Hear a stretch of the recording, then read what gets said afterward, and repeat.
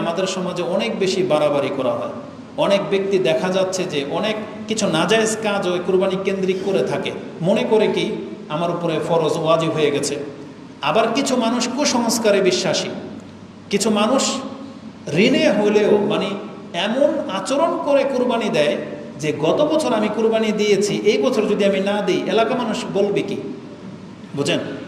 এলাকার মানুষ কি বলবে সেই জন্য সে নিয়ম করে নিয়েছে, যেহেতু সে গত বছর কুরবানি দিয়েছে এই জন্য তাকে এই বছরও কুরবানি দিতে হবে।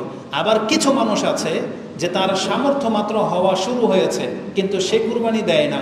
তার আকীদা কি জানেন? যে একবার যদি কুরবানি দেওয়া শুরু করে দিই তার মানে আমার সারা বছরই কুরবানি দিতে হবে। এগুলো কিছুই না ইসলাম।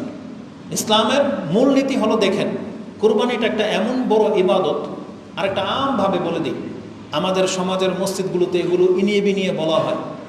আপনি কথাটা কিভাবে নেবেন নিয়ে নেন।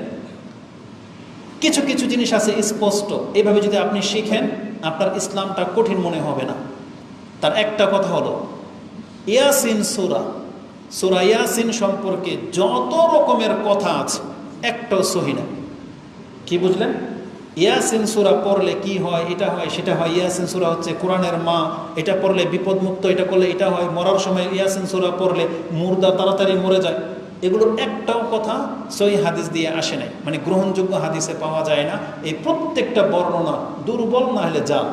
অন্তত জেনে নেন হাদিস একটাও গ্রহণযোগ্য না। ইয়াসিন সূরা সম্পর্কে বললাম। ঠিক কুরবানির নেকি সম্পর্কে যতগুলো হাদিস বর্ণিত হয়েছে আবু দাউদ, ইবনে মাজাতে, একটা হাদিসও গ্রহণযোগ্যতায় পৌঁছে নেয়। ওলামারা বলেছেন এই হাদিসগুলোর সনদের মধ্যে ত্রুটি আছে, একটা হাদিসও সহির মান পায়নি।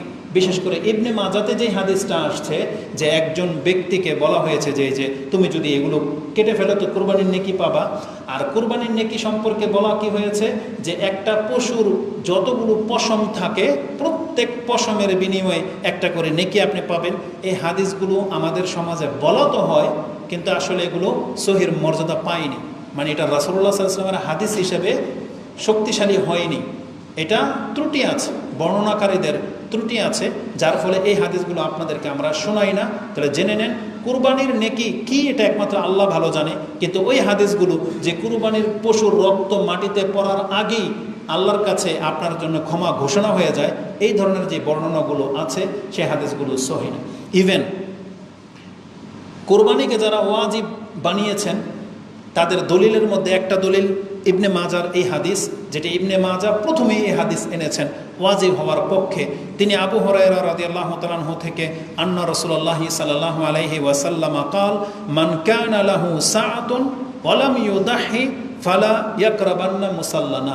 যেই ব্যক্তির সামর্থ্য আছে, সামর্থ্য থাকা সত্ত্বেও কুরবানি সে করলো না, সে যেন আমাদের মুসাল্লাতে ঈদগাহের ঈদের নামাজে যেন না আসে। এই হাদিসটা ইবনে মাজাতে এসেছে। নাসরুদ্দিন আলবানী এটাকে গ্রহণযোগ্য বলেছেন, হাসান বলেছেন, কিন্তু অন্যান্যরা এটাকে দুর্বল বলেছেন। কেন? কারণ আবু হুরায়রা রাদিয়াল্লাহু তাআলা আনহুর এই হাদিসটা এটা রাসূলের উক্তি না। এটা কার উক্তি? আবু হুরায়রা রাদিয়াল্লাহু তাআলা আনহুর উক্তি বলে বেশি সহি। তাহলে যারা বলেছেন হাদিস গ্রহণযোগ্য, কিন্তু গ্রহণযোগ্য এটা রাসূলের উক্তি না, কিন্তু সাহাবীর উক্তি হিসেবে এটা গ্রহণযোগ্য।